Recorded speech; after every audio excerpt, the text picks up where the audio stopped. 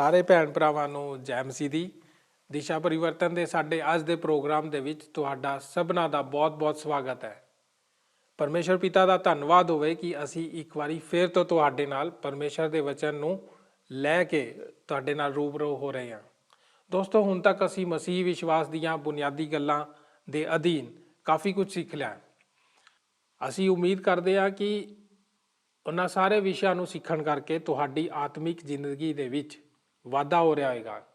दोस्तों, साडे अज दे प्रोग्राम दे उत्ते असी परमेश्वर दे वचन बाइबल बारे गौर करांगे। असी वेखांगे कि सानू इस तो की लाभ हुंदा। बाइबल नूं जानण लई असी बाइबल धर्म शास्त्र विचों दूसरा तिमोथियस उसदे 3 अध्याय की 17 आयत नूं वेखांगे। ते आओ असी सब मिल के परमेश्वर के वचन का अध्ययन करने के लिए अगे वधिए।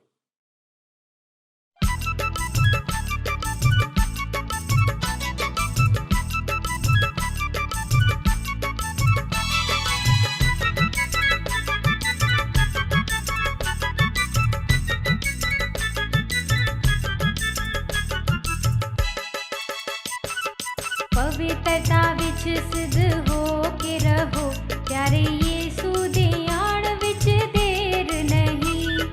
पवित्रता विच सिद्ध हो के रहो, प्यारे यीशु दे आण विच देर नहीं। उसदे वादे सारे पूरे हो रहे ने, तैयार हो जा। उसदे वादे सारे पूरे हो रहे ने, तैयार हो जा। पवित्रता विच सिद्ध हो के रहो, प्यारे यीशु दे आण विच देर नहीं। पवित्रता विच सिद्ध हो के रहो, प्यारे यीशु दे आण विच देर नहीं।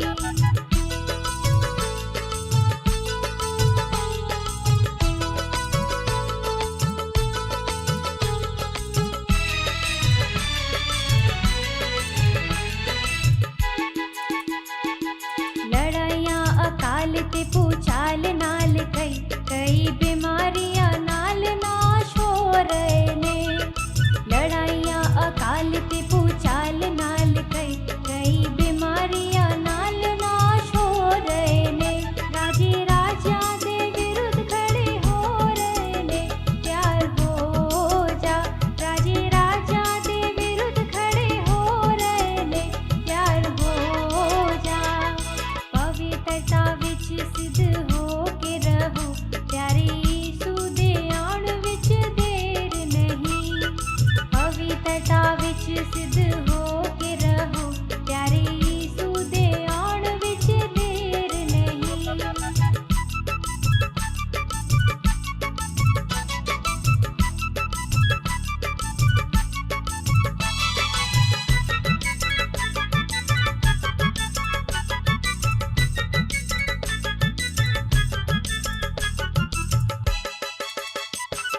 पाप दे कारण प्रीत ठंडी पै जाएगी, कई सेवक भी नह जा तो फिर जावणगे। पाप दे कारण प्रीत ठंडी पै जाएगी, कई सेवक भी नह जा तो फिर जावणगे। ए यीशु दे ने ओण दियां निशानियां, तैयार हो जा। ए यीशु दे ने ओण दियां निशानियां, तैयार हो जा। पवित्रता विच सिद्ध हो के रहो, प्यारे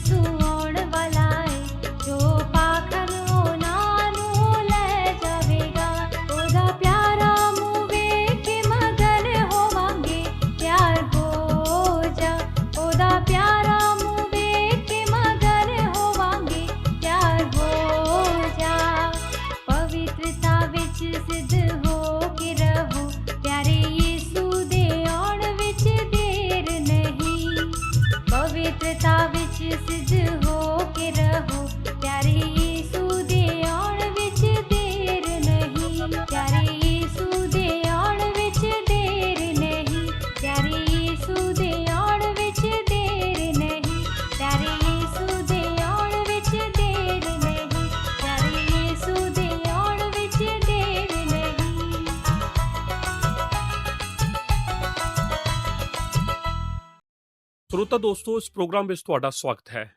ਅੱਜ ਦੇ ਇਸ ਪ੍ਰੋਗਰਾਮ ਵਿੱਚ ਇਸ ਰੂਪਰੇਖਾ ਦੇ ਅਨੁਸਾਰ ਵਿਚਾਰ ਕਰਾਂਗੇ। ਬਾਈਬਲ ਪ੍ਰਚਾਰ ਲਈ ਲਾਭਦਾਇਕ ਹੈ, ਬਾਈਬਲ ਸਿੱਖਿਆ ਲਈ ਲਾਭਦਾਇਕ ਹੈ, ਬਾਈਬਲ ਪ੍ਰੇਰਣਾ ਲਈ ਲਾਭਦਾਇਕ ਹੈ, ਬਾਈਬਲ ਉਤਸ਼ਾਹਿਤ ਕਰਨ ਲਈ ਲਾਭਦਾਇਕ ਹੈ, ਬਾਈਬਲ ਯੋਗ ਬਣਾਉਣ ਲਈ ਲਾਭਦਾਇਕ ਹੈ। ਸਾਡੇ ਜੀਵਨਾਂ ਵਿੱਚ ਬਾਈਬਲ ਦੇ ਨਤੀਜੇ। ਦੂਸਰਾ ਤਮੋਥੀਅਸ 3:17 ਊੜਾ ਭਾਗ, ਅਸੀਂ ਆਤਮਿਕ ਤੌਰ ਤੇ ਨਿਪੁੰਨ ਬਣ ਜਾਂਦੇ ਹਾਂ।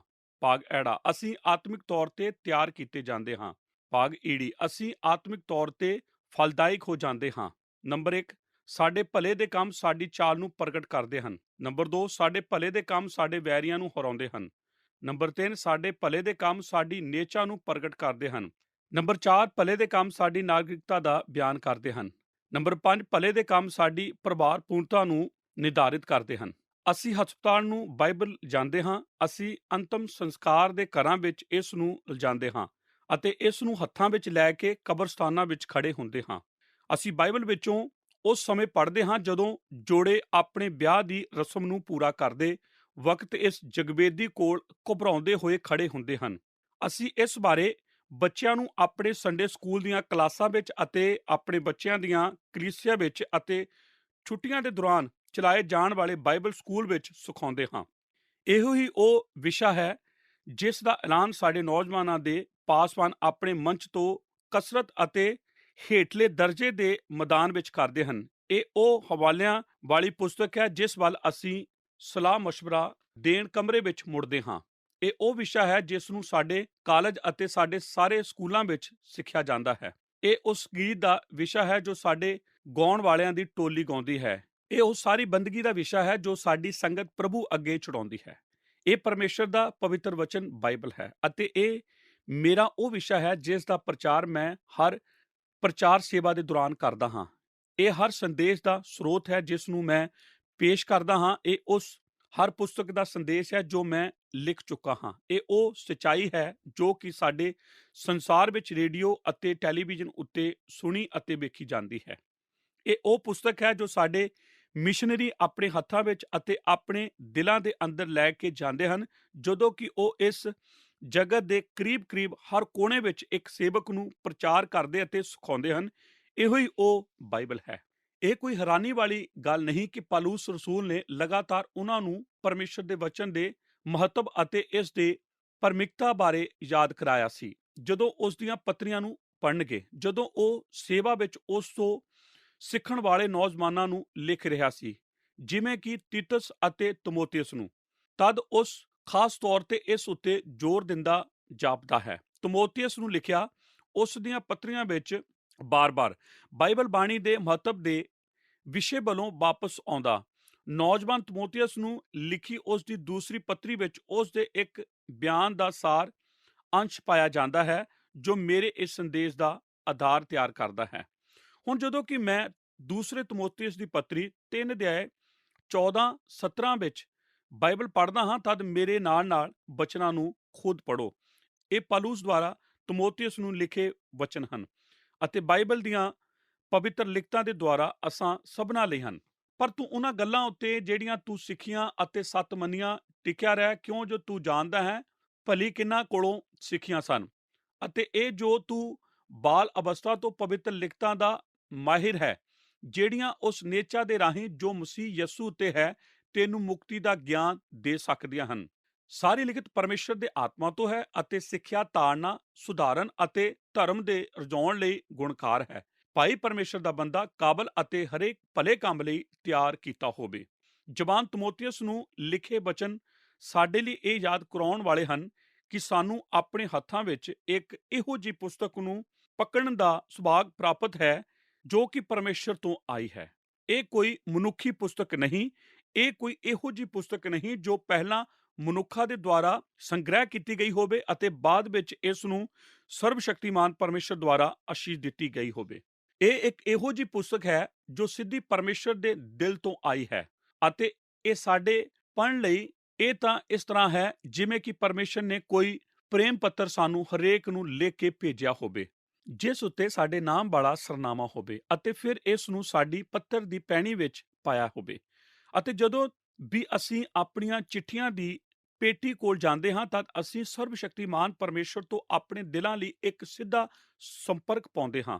ਇਹ ਸੱਚਾਈ ਹੈ ਕਿ ਅਸੀਂ ਇਸ ਨੂੰ ਪੜ੍ਹਦੇ ਜਾਂ ਇਸ ਦਾ ਅਧਿਐਨ ਨਹੀਂ ਕਰਦੇ।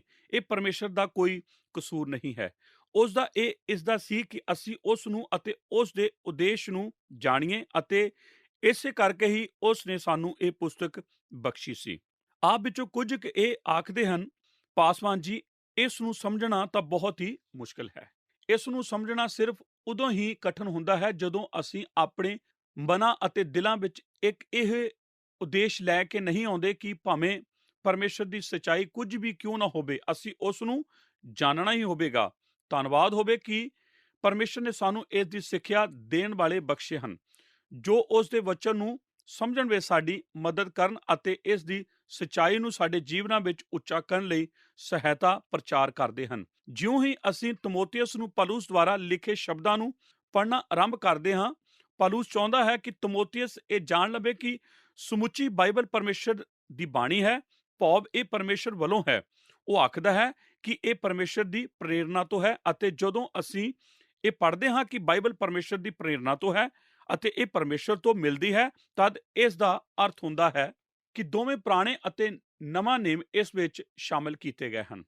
ਪੁਰਾਣੇ ਨੇਮ ਬਾਰੇ ਅਸੀਂ ਦੂਸਰੇ ਪਤਰਸ ਦੀ ਪੱਤਰੀ ਦੇ ਪਹਿਲੇ ਅਧਿਆਇ ਦੇ ਪਹਿਲੇ ਵਚਨ ਤੋਂ 21 ਵਚਨ ਅਧਿਆਇ ਵਿੱਚ ਪੜ੍ਹਦੇ ਹਾਂ, ਜਿੱਥੇ ਕਿ ਅਸੀਂ ਇਹ ਵਚਨ ਪੜ੍ਹਦੇ ਹਾਂ, ਕਿਉਂ ਜੋ ਕੋਈ ਅਗੰਮਵਾਕ ਮਨੁੱਖ ਦੀ ਇੱਛਾ ਤੋਂ ਕਦੇ ਨਹੀਂ ਆਇਆ, ਭਾਵ ਇਹ ਕੋਈ ਮਨੁੱਖ ਦੀ ਬਣਾਈ ਪੁਸਤਕ ਨਹੀਂ ਹੈ। ਮਨੁੱਖ ਪਵਿੱਤਰ ਆਤਮਾ ਦੇ ਉਕਸਾਉਣ ਨਾਲ ਪਰਮੇਸ਼ਰ ਦੀ ਵੱਲੋਂ ਬੋਲਦੇ ਸਨ। ਇਸ ਪੁਸਤਕ ਨੂੰ ਅਸੀਂ ਠੀਕ ਇਸੇ ਤਰ੍ਹਾਂ ਪਾਇਆ ਸੀ। ਪਰਮੇਸ਼ਰ ਦੇ ਪਵਿੱਤਰ ਮਨੁੱਖ ਨੇ ਠੀਕ ਉਸੇ ਤਰ੍ਹਾਂ ਬੋਲਿਆ ਅਤੇ ਲਿਖਿਆ ਸੀ। ਜਿਉਂ-ਜਿਉਂ ਉਹਨਾਂ ਨੂੰ ਪਵਿੱਤਰ ਆਤਮਾ ਦੇ ਦੁਆਰਾ ਚਲਾਇਆ ਗਿਆ ਸੀ, ਇਸ ਤਰ੍ਹਾਂ ਉਹਨਾਂ ਦੀ ਆਪਣੀ ਹੀ ਸ਼ਖਸੀਅਤ ਦੇ ਇਸਤੇਮਾਲ ਕਰਦਿਆਂ ਪਵਿੱਤਰ ਆਤਮਾ ਨੇ ਉਸ ਠੀਕ ਸ਼ਬਦ ਨੂੰ ਸਾਡੇ ਨਾਲ ਸੰਚਾਰ ਕਰਨ ਵਿੱਚ ਅਗਵਾਈ ਕੀਤੀ, ਜੋ ਪਰਮੇਸ਼ਰ ਦੇ ਦਿਲ ਵਿੱਚ ਸਾਡੇ ਵਾਸਤੇ ਸੀ। ਆਪ ਆਖਦੇ ਹੋ, ਪਰ ਨਵੇਂ ਨੇਮ ਬਾਰੇ ਕੀ ਆਖੀਏ? ਦੂਸਰਾ ਪਤਰਸ 3 ਅਧਿਆਇ 16 ਵਚਨ ਅਸੀਂ ਪੜ੍ਹਦੇ ਹਾਂ, ਜਿਵੇਂ ਉਹ ਆਪਣੀਆਂ ਸਾਰੀਆਂ ਪੱਤਰੀਆਂ ਵਿੱਚ ਉਹਨਾਂ ਦੇ ਵਿਖੇ ਲਿਖਿਆ, ਅਤੇ ਉਹਨਾਂ ਵਿੱਚ ਕਈਆਂ ਦਾ ਸਮਝਣਾ ਔਖਾ ਹੈ, ਜਿਨ੍ਹਾਂ ਨੂੰ ਕੱਚ-ਘਰੜ ਅਤੇ ਡੋਲਣ ਵਾਲੇ ਲੋਕ ਆਪਣੀ ਬਰਬਾਦੀ ਲਈ ਮਰੋੜਦੇ ਹਨ, ਜਿਵੇਂ ਉਹ ਹੋਰਨਾਂ ਲਿਖਤਾਂ ਨੂੰ ਵੀ ਕਰਦੇ ਹਨ। ਪਤਰਸ ਦੇ ਦਿਮਾਗ ਵਿੱਚ ਪੌਲੁਸ ਦੀਆਂ ਲਿਖਤਾਂ ਪਰਮੇਸ਼ਰ ਦੀ ਬਾਣੀ ਸਨ। ਉਸ ਨੇ ਇਸ ਤਰ੍ਹਾਂ ਨਹੀਂ ਲਿਆ ਹੋਰਨਾਂ ਲਿਖਤਾਂ ਵੱਲੋਂ। ਦੋਵੇਂ ਪੁਰਾਣੇ ਅਤੇ ਨਵੇਂ ਨੇ ਪਰਮੇਸ਼ਰ ਦੀ ਬਾਣੀ ਹੈ। ਇਸ ਪੁਸਤਕ ਦੀਆਂ ਜਿਲਦਾਂ ਦੇ ਵਿਚਕਾਰ ਉਹ ਸਭ ਕੁਝ ਹੈ ਜੋ ਪਰਮੇਸ਼ਰ ਚਾਹੁੰਦਾ ਹੈ ਕਿ ਅਸੀਂ ਜਾਣੀਏ। ਅਸਲ ਵਿੱਚ ਹੋਰ ਕੁਝ ਵੀ ਨਹੀਂ ਜੋ ਪਰਮੇਸ਼ਰ ਨੇ ਸਾਨੂੰ ਦੱਸਣ ਦੀ ਜ਼ਰੂਰਤ ਹੈ, ਜੋ ਕਿ ਇਸ ਪੁਸਤਕ ਵਿੱਚ ਨਾ ਹੋਵੇ। ਆਪ ਆਖਦੇ ਹੋ ਕਿ ਪਰਮੇਸ਼ਰ ਸਾਡੇ ਦਿਲਾਂ ਦੇ ਅੰਦਰ ਸਾਡੇ ਨਾਲ ਗੱਲ ਨਹੀਂ ਕਰਦਾ। ਜੀ ਹਾਂ, ਪਰਮੇਸ਼ਰ ਸਾਡੇ ਨਾਲ ਸਾਡੇ ਦਿਲਾਂ ਦੇ ਅੰਦਰ ਗੱਲ ਕਰਦਾ ਹੈ ਅਤੇ ਸਾਨੂੰ ਉਹਨਾਂ ਗੱਲਾਂ ਦੀ ਯਾਦ ਦਿਲਾਉਂਦਾ ਹੈ ਜੋ ਉਸ ਨੇ ਸਾਨੂੰ ਉਸ ਦੀ ਬਾਣੀ ਵਿੱਚ ਲਿਖੀਆਂ ਹਨ। ਅੱਜ ਕੱਲ੍ਹ ਸਾਡੇ ਕੋਲ ਕੋਈ ਨਵੀਂ ਸੂਚਨਾ ਨਹੀਂ ਪਹੁੰਚ ਰਹੀ। ਜੇਕਰ ਆਪ ਨੂੰ ਇਹੋ ਲੋਕ ਮਿਲਣ ਜਿਨ੍ਹਾਂ ਕੋਲ ਕੋਈ ਨਵਾਂ ਅਤੇ ਤਾਜ਼ਾ ਪ੍ਰਕਾਸ਼ ਹੋਵੇ, ਜੋ ਕਿ ਇਸ ਪੁਸਤਕ ਦੇ ਪੰਨਿਆਂ ਤੋਂ ਬਾਹਰ ਹੋਵੇ, ਤਾਂ ਤੁਸੀਂ ਜਾਣ ਲਓ ਕਿ ਉਹ ਪ੍ਰਕਾਸ਼ ਪਰਮੇਸ਼ਰ ਵੱਲੋਂ ਨਹੀਂ ਹੈ। ਇਹ ਪੁਸਤਕ ਤੁਹਾਡੇ ਵਾਸਤੇ ਪਰਮੇਸ਼ਰ ਦਾ ਵਚਨ ਹੈ। ਕਿ ਇਸ ਸਚਾਈ ਬਾਰੇ ਇਹ ਸੋਚਣਾ ਅਤੁੱਲ ਨਹੀਂ ਕਿ ਆਪ ਆਪਣੇ ਹੱਥ ਵਿੱਚ ਉਹ ਸਭ ਕੁਝ ਪਕੜੇ ਹੋਏ ਹੋ ਜੋ ਪਰਮੇਸ਼ਰ ਚਾਹੁੰਦਾ ਹੈ ਕਿ ਆਪ ਜਾਣੋ। ਨਾ ਵਿਸ਼ਵਾਸ ਕੀਤਾ ਜਾ ਸਕਣ ਵਾਲਾ। ਇਸੇ ਕਰਕੇ ਇਸ ਵਚਨ ਦੇ ਭਾਗ ਵਿੱਚ ਜਦੋਂ ਪੌਲੁਸ ਤਿਮੋਥੇਉਸ ਨੂੰ ਲਿਖ ਰਿਹਾ ਹੈ, ਤਦ ਉਹ ਆਖਦਾ ਹੈ ਕਿ ਪਰਮੇਸ਼ਰ ਦਾ ਵਚਨ ਪ੍ਰੇਰਨਾ ਤੋਂ ਹੈ। ਇਸ ਦਾ ਅਰਥ ਹੁੰਦਾ ਹੈ ਕਿ ਇਸ ਦਾ ਹਰੇਕ ਸ਼ਬਦ ਅਤੇ ਸੰਪੂਰਨ ਤੌਰ ਤੇ ਜੋ ਕੁਝ ਵੀ ਇਸ ਵਿੱਚ ਹੈ, ਇਹ ਸਭ ਪਰਮੇਸ਼ਰ ਵੱਲੋਂ ਹੀ ਹੈ। ਇਹ ਪਰਮੇਸ਼ਰ ਦਾ ਸਾਹ ਹੈ। ਇਸ ਦਾ ਠੀਕ ਇਹੋ ਹੀ ਅਰਥ ਹੁੰਦਾ ਹੈ, ਪ੍ਰੇਰਨਾ ਤੋਂ। ਇਹ ਪਰਮੇਸ਼ਰ ਵੱਲੋਂ ਹੈ। ਸਿਰਫ ਇਹ ਪਰਮੇਸ਼ਰ ਦੀ ਪ੍ਰੇਰਨਾ ਤੋਂ ਹੀ ਨਹੀਂ, ਪਰਮੇਸ਼ਰ ਦਾ ਇਹ ਵਚਨ ਪਵਿੱਤਰ ਅਤੇ ਸੱਚਾ ਹੈ। ਮੈਂ ਹਮੇਸ਼ਾ ਹੀ ਲੋਕਾਂ ਨੂੰ ਮੈਨੂੰ ਇਹ ਆਖਦੇ ਸੁਣਦਾ ਹਾਂ, ਮੈਂ ਇਹ ਪੁਸਤਕ ਨਹੀਂ ਪੜ੍ਹ ਸਕਦਾ ਅਤੇ ਨਾ ਹੀ ਇਸ ਨੂੰ ਗੰਭੀਰਤਾ ਨਾਲ ਲੈ ਸਕਦਾ ਹਾਂ। ਇਹ ਤਾਂ ਗਲਤੀਆਂ ਨਾਲ ਭਰੀ ਪਈ ਹੋਈ ਹੈ ਅਤੇ ਫਿਰ ਵੀ ਮੈਂ ਕਦੇ ਵੀ ਆਪਣੀ ਬਾਈਬਲ ਨੂੰ ਉਹਨਾਂ ਦੇ ਹੱਥ ਵਿੱਚ ਨਹੀਂ ਰੱਖ ਸਕਿਆ ਤਾਂ ਕਿ ਉਹ ਮੈਨੂੰ ਇਸ ਵਿੱਚ ਕਿਸੇ ਵੀ ਇੱਕ ਗਲਤੀ ਨੂੰ ਵਿਖਾ ਸਕਣ। ਜ਼ਿਆਦਾ ਲੋਕ ਜੋ ਇਹ ਆਖਦੇ ਹਨ ਕਿ ਇਸ ਵਿੱਚ ਗਲਤੀਆਂ ਦੀ ਭਰਮਾਰ ਹੈ, ਉਹਨਾਂ ਨੇ ਕਦੇ ਵੀ ਬਾਈਬਲ ਨੂੰ ਨਹੀਂ ਪੜ੍ਹਿਆ ਹੈ। ਉਹਨਾਂ ਨੇ ਕਿਸੇ ਹੋਰ ਨੂੰ ਇਹ ਆਖਦਿਆਂ ਸੁਣਿਆ ਹੈ ਕਿ ਇਹ ਗਲਤੀਆਂ ਨਾਲ ਭਰੀ ਪਈ ਹੈ। ਇਸ ਕਰਕੇ ਉਹ ਆਖਦੇ ਹਨ ਕਿ ਗਲਤੀਆਂ ਨਾਲ ਭਰੀ ਪਈ ਹੋਈ ਹੈ। ਕਿਉਂਕਿ ਉਹ ਇਸ ਪੁਸਤਕ ਵਿੱਚ ਜੋ ਕੁਝ ਵੀ ਹੈ ਉਸ ਵਿੱਚ ਵਿਸ਼ਵਾਸ ਨਾ ਕਰਨ ਦੀ ਤਰੀਕਿਆਂ ਨੂੰ ਲੱਭਦੇ ਹਨ। ਇਸ ਤਰ੍ਹਾਂ ਨਹੀਂ ਹੈ ਕਿ ਇਸ ਤੋਂ ਕੁਝ ਭਾਗ ਸਮਝਣਾ ਕਠਿਨ ਹੈ। ਇਸ ਨਾਲ ਅਸੀਂ ਸਾਰੇ ਸਹਿਮਤ ਹੋਵਾਂਗੇ। ਕੁਝ ਸਵਾਲ ਹਨ ਜਿਨ੍ਹਾਂ ਨੂੰ ਸਾਨੂੰ ਜਾਣਨ ਦੀ ਜ਼ਰੂਰਤ ਹੈ, ਪਰ ਹਰ ਵਾਰ ਜਦੋਂ ਵੀ ਮੈਂ ਕਿਸੇ ਇਹੋ ਜਿਹੇ ਸਵਾਲ ਦੇ ਨਾਲ ਗੱਲਬਾਤ ਕਰਦਾ ਹਾਂ ਅਤੇ ਉਹਨੂੰ ਇਹ ਪੁੱਛਦਾ ਹਾਂ, ਕੋਈ ਵਿਰੋਧਤਾ ਜਾਪਦਾ ਹੈ, ਤਦ ਜਦੋਂ ਵੀ ਮੈਂ ਪਹਿਲਾਂ ਜਦੋਂ ਨੇਚਾ ਕੀਤੀ ਸੀ ਉਸ ਨਾਲੋਂ ਹੋਰ ਵੀ ਇੱਕ ਜ਼ਿਆਦਾ ਮਜ਼ਬੂਤ ਪਰਮੇਸ਼ਰ ਦੀ ਬਾਣੀ ਵਿੱਚ ਵਿਸ਼ਵਾਸ ਕਰਕੇ ਇਸ ਵਿੱਚੋਂ ਬਾਹਰ ਆਇਆ ਹਾਂ। ਬਾਈਬਲ ਗਲਤੀਆਂ ਤੋਂ ਰਹਿਤ ਹੈ ਅਤੇ ਬਾਈਬਲ ਅਟੱਲ ਹੈ। ਇਹ ਹਮੇਸ਼ਾ ਹੀ ਸਚਾਈ ਨੂੰ ਦੱਸਦੀ ਹੈ। ਬਾਈਬਲ ਤਾਂ ਉਹਨਾਂ ਝੂਠਾਂ ਬਾਰੇ ਸਚਾਈ ਨੂੰ ਵੀ ਦੱਸਦੀ ਹੈ ਜੋ ਉਹਨਾਂ ਲੋਕਾਂ ਦੇ ਦੁਆਰਾ ਦੱਸੇ ਗਏ ਸਨ, ਜਿਨ੍ਹਾਂ ਦੇ ਨਾਲ ਬਾਈਬਲ ਵਿੱਚ ਪਾਏ ਜਾਂਦੇ ਹਨ, ਔਰ ਉਹਨਾਂ ਦੇ ਨਾਮ ਅਸੀਂ ਸਭ ਜਾਣਦੇ ਹਾਂ। ਇਧਰ ਵੇਖ, ਇਹ ਸੱਚ ਨਹੀਂ ਹੈ। ਨਹੀਂ, ਇਹ ਤਾਂ ਬਾਈਬਲ ਆਪ ਨੂੰ ਉਸ ਝੂਠ ਦੇ ਬਾਰੇ ਸਚਾਈ ਨੂੰ ਦੱਸ ਰਹੀ ਹੈ ਜੋ ਉਸ ਵਿਅਕਤੀ ਨੇ ਆਖੀ ਸੀ। ਇਹ ਅਟੱਲ ਹੈ ਅਤੇ ਇਹ ਅਧਿਕਾਰਪੂਰਨ ਹੈ। ਇਸ ਦਾ ਅਰਥ ਇਹ ਹੁੰਦਾ ਹੈ ਕਿ ਇਹੋ ਹੀ ਉਹ ਪੁਸਤਕ ਹੈ ਜਿਸ ਦੇ ਪਿੱਛੇ ਮੇਰੇ ਜੀਵਨ ਵਿੱਚ ਮੈਨੂੰ ਚੱਲਣਾ ਪੈਣਾ ਹੈ ਜੇਕਰ ਮੈਂ ਇੱਕ ਮਸੀਹੀ ਬਣਨਾ ਅਤੇ ਪਰਮੇਸ਼ਰ ਦੇ ਨਾਲ ਚੱਲਣਾ ਚਾਹੁੰਦਾ ਹਾਂ। ਜ਼ਰੂਰੀ ਹੈ ਕਿ ਮੈਂ ਇਸ ਨੂੰ ਪਰਮੇਸ਼ਰ ਦੇ ਆਖਰੀ ਵਚਨ ਵੱਲੋਂ ਲਵਾਂ। ਪਰਮੇਸ਼ਰ ਆਪਣਾ ਵਿਚਾਰ ਬਦਲਣਾ ਨਹੀਂ ਚਾਹੁੰਦਾ। ਮੇਰੇ ਦੋਸਤੋ, ਪਰਮੇਸ਼ਰ ਦੀ ਇੱਛਾ ਦੇ ਸਬੰਧ ਵਿੱਚ ਅਸੀਂ ਬਹੁਤ ਜ਼ਿਆਦਾ ਮੁਸੀਬਤ ਪਾਈ ਹੈ। ਖਾਸ ਤੌਰ ਤੇ ਜਦੋਂ ਮੈਂ ਜ਼ਿਆਦਾ ਲੋਕਾਂ ਨਾਲ ਗੱਲਾਂ ਕਰਦਾ ਹਾਂ ਤਦ ਅਸਲ ਵਿੱਚ ਪਰਮੇਸ਼ਰ ਦੀ ਇੱਛਾ ਨਾਲ ਸੰਬੰਧਿਤ ਕੋਈ ਸਮੱਸਿਆ ਨਹੀਂ ਹੁੰਦੀ। ਪਰਮੇਸ਼ਰ ਇੱਛਾ ਇੱਥੇ ਹੈ, ਸਮੱਸਿਆ ਤਾਂ ਉਸ ਵਿਅਕਤੀ ਦੀ ਇੱਛਾ ਨੂੰ ਪਰਮੇਸ਼ਰ ਦੀ ਇੱਛਾ ਦੇ ਨਾਲ ਸੁਰ ਵਿੱਚ ਕਰਨ ਦੀ ਹੁੰਦੀ ਹੈ। ਕਿ ਇਹੋ ਹੀ ਉਹ ਮੁਸ਼ਕਿਲ ਨਹੀਂ ਹੈ। ਕਿਸੇ ਨੇ ਆਖਿਆ ਸੀ, ਆਪ ਜਾਣਦੇ ਹੋ ਕਿ ਉਹ ਸਮੱਸਿਆ ਜੋ ਬਾਈਬਲ ਦੇ ਲਿਹਾਜ਼ ਨਾਲ ਇਸ ਦੇ ਉਹਨਾਂ ਸਾਰੇ ਹਿੱਸਿਆਂ ਨਾਲ ਹੈ ਜਿਨ੍ਹਾਂ ਨੂੰ ਮੈਂ ਨਹੀਂ ਸਮਝਦਾ। ਉਹ ਸਮੱਸਿਆਵਾਂ ਜੋ ਬਾਈਬਲ ਵਿੱਚ ਮੈਂ ਪਾਉਂਦਾ ਹਾਂ, ਇਹ ਤਾਂ ਉਸ ਦਾ ਉਹ ਸਾਰ ਭਾਗ ਹੈ ਜੋ ਮੈਂ ਜ਼ਰੂਰ ਸਮਝਣਾ ਹੈ। ਆਮੀਨ। ਮੈਂ ਉਸ ਨੂੰ ਜਾਣਨਾ ਹੁੰਦਾ ਹੈ ਜੋ ਬਾਈਬਲ ਵਿੱਚ ਵਾਪਰ ਰਿਹਾ ਹੁੰਦਾ ਹੈ। ਜਦੋਂ ਮੈਂ ਇਹਨਾਂ ਸੁਭਾਵਿਕ ਗੱਲਾਂ ਨੂੰ ਪੜ੍ਹਦਾ ਹਾਂ, ਇਹ ਪਰਮੇਸ਼ਰ ਦਾ ਵਚਨ ਹੈ। ਬਾਈਬਲ ਆਖਦੀ ਹੈ ਕਿ ਇਹ ਸਿਰਫ ਪਰਮੇਸ਼ਰ ਦੀ ਪ੍ਰੇਰਨਾ ਤੋਂ ਹੀ ਨਹੀਂ, ਇਹ ਸਿਰਫ ਗਲਤੀਆਂ ਤੋਂ ਰਹਿਤ ਹੀ ਨਹੀਂ, ਇਹ ਸਿਰਫ ਅਟੱਲ ਹੀ ਨਹੀਂ, ਇਹ ਸਿਰਫ ਸਚਾਈ ਹੀ ਨਹੀਂ, ਪਰ ਬਾਈਬਲ ਗੁਣਕਾਰੀ ਹੈ। ਇਸ ਬਾਰੇ ਅਸੀਂ ਅੱਜ ਗੱਲਬਾਤ ਕਰਾਂਗੇ। ਬਾਈਬਲ ਗੁਣਕਾਰੀ ਹੈ। 2 ਤਮੋਥੀਅਸ 3:16 ਦਾ ਭਾਵ ਇਹ ਅੱਛੀ ਹੈ। ਇਹ ਆਪਣਾ ਕਾਰਜ ਕਰਦੀ ਹੈ ਅਤੇ ਇਹਨਾਂ ਕੁਝ ਆਇਤਾਂ ਵਿੱਚ ਜੋ ਪਾਲੂਸ ਨੇ ਸਾਨੂੰ ਬਖਸ਼ੇ ਹਨ ਅਤੇ ਮੂਲ ਤੌਰ ਤੇ ਜ਼ਬਾਨ ਤਮੋਥੀਅਸ ਨੂੰ ਲਿਖੇ ਗਏ ਸਨ, ਇੱਥੇ ਉਹ ਸਾਨੂੰ ਉਹ ਕਾਰਨ ਦੱਸਦਾ ਹੈ ਕਿ ਬਾਈਬਲ ਗੁਣਕਾਰੀ ਕਿਉਂ ਹੈ। ਮੈਂ ਆਪਣੇ ਨਾਲ ਇਹਨਾਂ ਬਾਰੇ ਗੌਰ ਕਰਨ ਜਾ ਰਿਹਾ ਹਾਂ ਤਾਂ ਕਿ ਜਿਉਂ-ਜਿਉਂ ਆਪ ਇਸ ਨਾਲ ਜੁੜਦੇ ਜਾਓ, ਹਰ ਵਾਰ ਤੁਹਾਡੇ ਜੀਵਨ ਦੇ ਵਿੱਚ ਕੁਝ ਨਵਾਂ ਹੋਵੇ, ਮਹੱਤਵਪੂਰਨ ਬਣੋਗੇ। ਮੈਂ ਆਪ ਨੂੰ ਕੁਝ ਗੱਲਾਂ ਜ਼ਰੂਰ ਦਿੰਦਾ ਹਾਂ ਤਾਂ ਕਿ ਆਪ ਇਸ ਨੂੰ ਆਪਣੇ ਜੀਵਨ ਵਿੱਚ ਉਸ ਨਾਲੋਂ ਹੋਰ ਵੀ ਜ਼ਿਆਦਾ ਪਰਨਿਕਸ਼ਤਾ ਬਣੋ ਜਿੰਨੀ ਕਿ ਇਸ ਤੋਂ ਪਹਿਲਾਂ ਕਦੀ ਵੀ ਨਹੀਂ ਰਹੀ ਹੋਵੇ। ਬਾਈਬਲ ਪ੍ਰਚਾਰ ਕਰਨ ਨੂੰ ਗੁਣਕਾਰੀ ਹੈ। ਸਭ ਤੋਂ ਪਹਿਲਾਂ ਬਾਈਬਲ ਇਸ ਗੁਣਕਾਰ ਤੋਂ ਕਿਉਂਕਿ ਇਸ ਵਿੱਚ ਪ੍ਰਚਾਰ ਕਰਨ ਦੀ ਸਾਮਰਥ ਹੈ। ਬਾਈਬਲ ਖੁਸ਼ਖਬਰੀ ਦਾ ਪ੍ਰਚਾਰ ਕਰਨ ਨੂੰ ਗੁਣਕਾਰੀ ਹੈ। ਗੌਰ ਕਰੋ ਕਿ 15 ਐਤ ਵਿੱਚ ਕੀ ਆਖਿਆ ਗਿਆ ਹੈ। ਪਵਿੱਤਰ ਲਿਖਤਾਂ ਜਿਹੜੀਆਂ ਉਸ ਨੇਚਾ ਦੇ ਰਾਹੀਂ ਜੋ ਯਿਸੂ ਮਸੀਹ ਉੱਤੇ ਹੈ ਤੈਨੂੰ ਮੁਕਤੀ ਦਾ ਗਿਆਨ ਦੇ ਸਕਦੀਆਂ ਹਨ। ਬਾਈਬਲ ਹੀ ਹੈ ਜਿਸ ਤਰ੍ਹਾਂ ਆਪ ਇੱਕ ਮਸੀਹੀ ਬਣਦੇ ਹੋ, ਇਹ ਹੀ ਹੈ ਜਿਸ ਤਰ੍ਹਾਂ ਆਪ ਬਚਾਏ ਜਾਂਦੇ ਹੋ। ਬਾਈਬਲ ਹੀ ਹੈ ਜਿੱਥੇ ਆਪ ਮੁਕਤੀ ਪਾਉਂਦੇ ਹੋ। ਮੈਂ ਆਪ ਨੂੰ ਆਖਣ ਜਾ ਰਿਹਾ ਹਾਂ ਅਤੇ ਮੈਂ ਚਾਹੁੰਦਾ ਹਾਂ ਕਿ ਤੁਸੀਂ ਧਿਆਨ ਨਾਲ ਸੁਣੋ। ਕੋਈ ਵੀ ਬਾਈਬਲ ਤੋਂ ਬਿਨਾਂ ਸਵਰਗ ਨੂੰ ਨਹੀਂ ਜਾਂਦਾ। ਕੋਈ ਵੀ ਬਾਈਬਲ ਤੋਂ ਬਗੈਰ ਮਸੀਹੀ ਨਹੀਂ ਬਣਦਾ। 2 ਗੱਲਾਂ ਹਨ ਜੋ ਆਪ ਦੇ ਮਸੀਹ ਹੋਣ ਲਈ ਜ਼ਰੂਰੀ ਹਨ। ਮਸੀਹ ਬਣਨ ਲਈ ਇੱਕ ਇਹ ਹੈ ਪਵਿੱਤਰ ਆਤਮਾ ਅਤੇ ਦੂਸਰੀ ਹੈ ਪਵਿੱਤਰ ਲਿਖਤਾਂ। ਜੀ ਹਾਂ, ਆਪ ਆਖਦੇ ਹੋ ਮੈਂ ਤਾਂ ਬਾਈਬਲ ਪੜ੍ਹਨ ਦੇ ਦੁਆਰਾ ਨਹੀਂ ਸੀ ਬਚਾਇਆ ਗਿਆ। ਨਹੀਂ ਹੋ ਸਕਦਾ। ਆਪ ਬਾਈਬਲ ਪੜ੍ਹਦਿਆਂ ਨਾ ਬਚਾਏ ਗਏ ਹੋ, ਪਰ ਆਪ ਉਸ ਨੂੰ ਸੁਣਦਿਆਂ ਬਚਾਏ ਗਏ ਸੀ ਜੋ ਕਿਸੇ ਨੇ ਆਖਿਆ ਸੀ, ਜੋ ਬਾਈਬਲ ਦੇ ਵਿੱਚ ਸੀ। ਕਿਉਂਕਿ ਖੁਸ਼ਖਬਰੀ ਦਾ ਸੰਦੇਸ਼ ਬਾਈਬਲ ਦੇ ਪੰਨਿਆਂ ਤੋਂ ਇਲਾਵਾ ਹੋਰ ਕਿਧਰੇ ਵੀ ਨਹੀਂ ਪਾਇਆ ਜਾਂਦਾ। ਇਹ ਹੀ ਉਹ ਪੁਸਤਕ ਹੈ ਜਿਸ ਕੋਲ ਆਪ ਆਉਂਦੇ ਹੋ ਜਦੋਂ ਆਪ ਬਚਾਏ ਜਾਂਦੇ ਹੋ। ਜੇਕਰ ਆਪ ਇੱਕ ਮਸੀਹ ਹੋਣਾ ਚਾਹੁੰਦੇ ਹੋ, ਆਪ ਇਹ ਸਭ ਕਿਸੇ ਇਤਿਹਾਸ ਦੀ ਕਿਤਾਬ ਜਾਂ ਕਿਸੇ ਹੋਰ ਸਮਾਜਿਕ ਸਿੱਖਿਆ ਦੀ ਕਿਤਾਬ ਵਿੱਚ ਨਹੀਂ ਪਾਉਣ ਜਾ ਰਹੇ ਹੋ। ਆਪ ਇਸ ਨੂੰ ਕਿਸੇ ਸਲਾਹ ਦੀ ਸਿੱਖਿਆ ਦੇਣ ਵਾਲੀ ਪੁਸਤਕ ਜਾਂ ਕੋਈ ਇਹੋ ਜਿਹੀ ਕਿਤਾਬ ਵਿੱਚ ਨਹੀਂ ਪਾਉਣ ਜਾ ਰਹੇ ਹੋ। ਆਪ ਇਸ ਸੰਦੇਸ਼ ਨੂੰ ਬਾਈਬਲ ਵਿੱਚ ਪਾਉਂਦੇ ਹੋ। ਇਹ ਪੁਸਤਕ ਆਪ ਨੂੰ ਮੁਕਤੀ ਲਈ ਬੁੱਧੀਮਾਨ ਬਣਾਉਂਦੀ ਹੈ।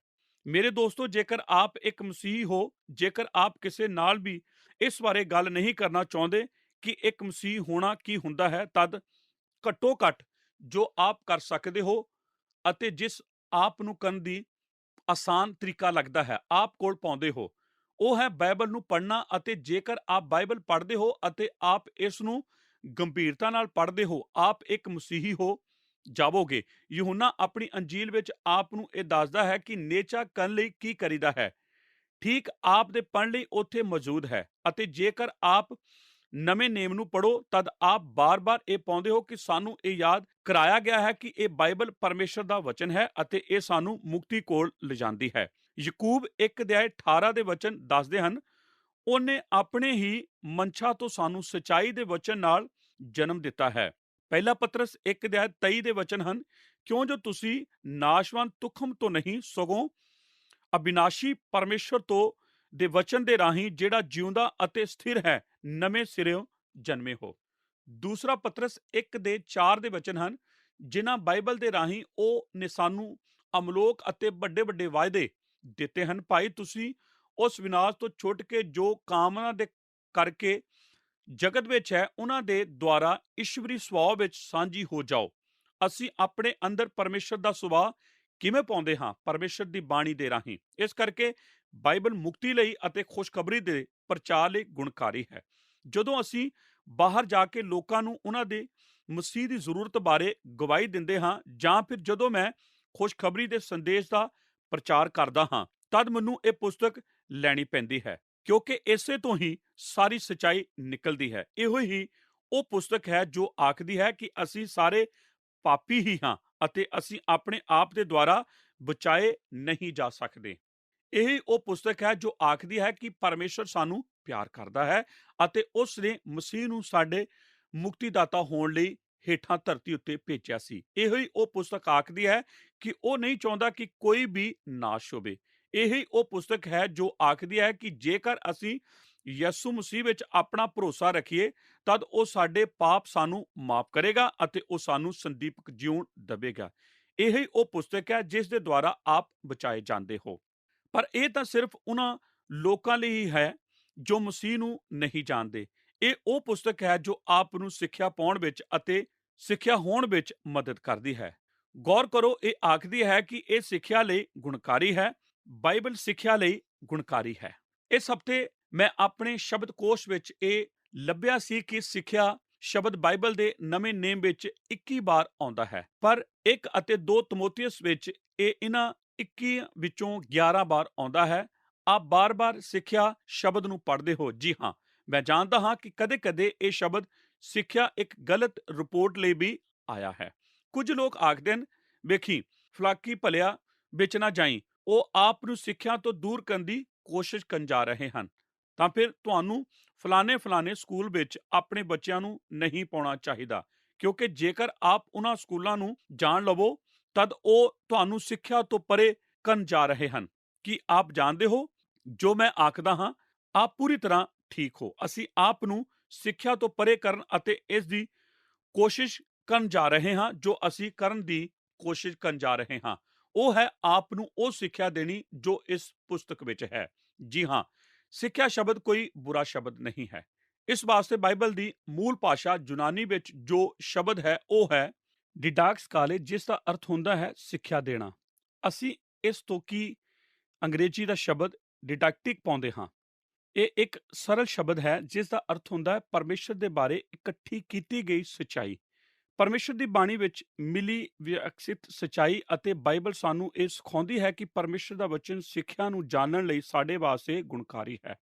ਅੱਜ ਕੱਲ੍ਹ ਕਲੀਸਿਆ ਬਾਰੇ ਨਿਰਾਸ਼ਾਜਨਕ ਗੱਲ ਵਿੱਚੋਂ ਇੱਕ ਇਹ ਹੈ, ਮੈਂ ਸੋਚਦਾ ਹਾਂ ਕਿ ਇਹ ਤਾਂ ਹੌਟਬਰਟ ਹਿਟਕੈਸ ਸੀ ਜਿਸ ਨੇ ਇਹ ਆਖਿਆ ਸੀ ਕਿ ਕਲੀਸਿਆ ਅੱਜ 25 ਮੀਲ ਲੰਬੀ ਅਤੇ 1 ਇੰਚ ਦਾ ਚੌਥਾਈ ਹਿੱਸਾ ਗਹਿਰੀ ਹੈ।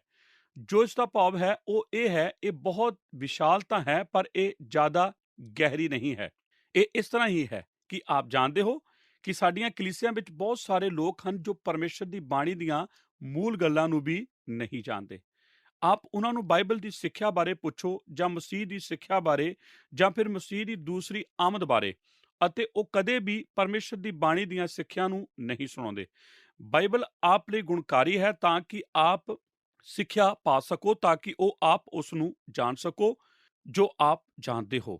ਆਪ ਜਾਣਦੇ ਹੋ, ਅੱਜ ਕੱਲ੍ਹ ਇੱਕ ਗੱਲ ਹਰ ਪਾਸੇ ਪਾਈ ਜਾਂਦੀ ਹੈ ਕਿ ਆਪ ਕੋਲ ਸੱਚਮੁੱਚ ਉਹ ਕੁਝ ਵੀ ਨਹੀਂ ਹੋਣਾ ਚਾਹੀਦਾ ਜੋ ਆਪ ਨਿਸ਼ਚਿਤ ਤੌਰ ਤੇ ਜਾਣਦੇ ਹੋ। ਹਰ ਕੁਝ ਸਭ ਪ੍ਰਕਾਰ ਦੀ ਅਨੈਤਿਕ ਭਾਵੁਕਤਾ ਹੋਣੀ ਚਾਹੀਦੀ ਹੈ। ਕਿ ਆਪ ਨੇ ਇਹ ਗੌਰ ਕੀਤਾ ਹੈ? ਕੋਈ ਨਹੀਂ ਜਾਣਦਾ, ਆਪ ਨਹੀਂ ਜਾਣਦੇ, ਮੈਂ ਨਹੀਂ ਜਾਣਦਾ, ਅਸੀਂ ਸਾਰੇ ਨਹੀਂ ਜਾਣਦੇ। ਆਓ ਅਸੀਂ ਸਾਰੇ ਉਸ ਦਾ ਜਸ਼ਨ ਮਨਾਈਏ ਜੋ ਅਸੀਂ ਨਹੀਂ ਜਾਣਦੇ।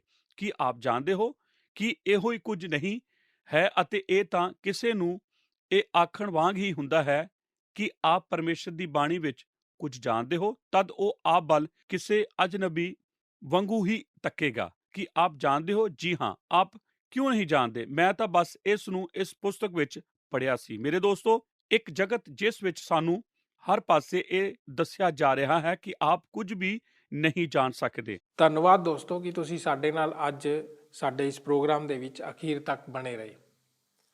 ਅੱਜ ਅਸੀਂ ਦੂਜਾ ਤਿਮੋਥੀਅਸ ਉਹਦੇ 3 ਅਧਿਆਏ ਦੀ 17 ਆਇਤ ਤੋਂ ਪਰਮੇਸ਼ਰ ਦੇ ਵਚਨ ਭਾਵ ਬਾਈਬਲ ਬਾਰੇ ਗੌਰ ਕਰ ਰਹੇ ਸੀ। ਦੂਜਾ ਤਿਮੋਥੀਅਸ ਉਸਦੇ 3 ਅਧਿਆਏ ਦੀ 16 ਅਤੇ 17 ਆਇਤ ਅਨੁਸਾਰ ਬਾਈਬਲ ਪਰਮੇਸ਼ਰ ਦੀ ਪ੍ਰੇਰਨਾ ਦੁਆਰਾ ਰਚਿਆ ਗਿਆ ਵਚਨ ਹੈ। ਇਹ ਸਾਨੂੰ ਸਿੱਖਿਆ ਦਿੰਦਾ ਹੈ, ਇਸ ਤੋਂ ਅਸੀਂ ਪ੍ਰਚਾਰ ਕਰਦੇ ਹਾਂ। ਇਹ ਲੋਕਾਂ ਨੂੰ ਉਤਸ਼ਾਹਿਤ ਕਰਦਾ ਹੈ। ਇਹ ਪ੍ਰੇਰਨਾ ਦੇ ਲਈ ਲਾਭਦਾਇਕ ਹੈ। ਬਾਈਬਲ ਕੋਈ ਮਨੁੱਖੀ ਪੁਸਤਕ ਨਹੀਂ ਹੈ, ਇਹ ਤਾਂ ਸਾਨੂੰ ਪਰਮੇਸ਼ਰ ਦੇ ਵੱਲੋਂ ਮਿਲੀ ਹੈ। ਇਹ ਇਹੋ ਜਿਹੀ ਪੁਸਤਕ ਹੈ ਜਿਹੜੀ ਸਿੱਧੀ ਪਰਮੇਸ਼ਰ ਦੇ ਦਿਲ ਤੋਂ ਆਈ ਹੈ। ਅਸੀਂ ਕਿੰਨੇ ਧੰਨ ਲੋਕ ਹਾਂ ਕਿ ਸਾਨੂੰ ਪਰਮੇਸ਼ਰ ਨੇ ਇਹ ਬਖਸ਼ੀਸ਼ ਦਿੱਤੀ ਹੈ ਕਿ ਇਹ ਪੁਸਤਕ ਸਾਡੇ ਹੱਥਾਂ ਵਿੱਚ ਹੈ। ਦੋਸਤੋ, ਪਰਮੇਸ਼ਰ ਦੀ ਇਸ ਅਦਭੁਤ ਪੁਸਤਕ ਬਾਰੇ ਗਿਆਨ ਪ੍ਰਾਪਤ ਕਰਕੇ ਤੁਹਾਨੂੰ ਕਿਵੇਂ ਲੱਗ ਰਿਹਾ ਹੈ? ਮੈਂ ਵਿਸ਼ਵਾਸ ਕਰਦਾ ਹਾਂ ਕਿ ਤੁਹਾਡੀ ਪਰਮੇਸ਼ਰ ਉੱਤੇ ਨਿਰਭਰਤਾ ਅਤੇ ਵਿਸ਼ਵਾਸ ਹੋਰ ਜ਼ਿਆਦਾ ਵੱਧ ਗਿਆ ਹੋਵੇਗਾ। ਦੋਸਤੋ, ਹੁਣ ਅਸੀਂ ਆਪਣੇ ਪ੍ਰੋਗਰਾਮ ਨੂੰ ਇੱਥੇ ਹੀ ਸਮਾਪਤ ਕਰਦੇ ਹਾਂ। ਸਾਨੂੰ ਇਜਾਜ਼ਤ ਦਿਓ, ਫਿਰ ਮਿਲਾਂਗੇ ਇੱਕ ਨਵੇਂ ਪ੍ਰੋਗਰਾਮ ਦੇ ਨਾਲ। ਕੀ ਤੁਹਾਨੂੰ ਇਹ ਪ੍ਰੋਗਰਾਮ ਪਸੰਦ ਆਇਆ? ਹੁਣੇ ਸਾਨੂੰ ਇੱਕ ਮਿਸ ਕਾਲ ਦਿਓ ਤੇ ਤੁਸੀਂ ਅਗਲੇ ਜੇਤੂ ਹੋ ਸਕਦੇ ਹੋ।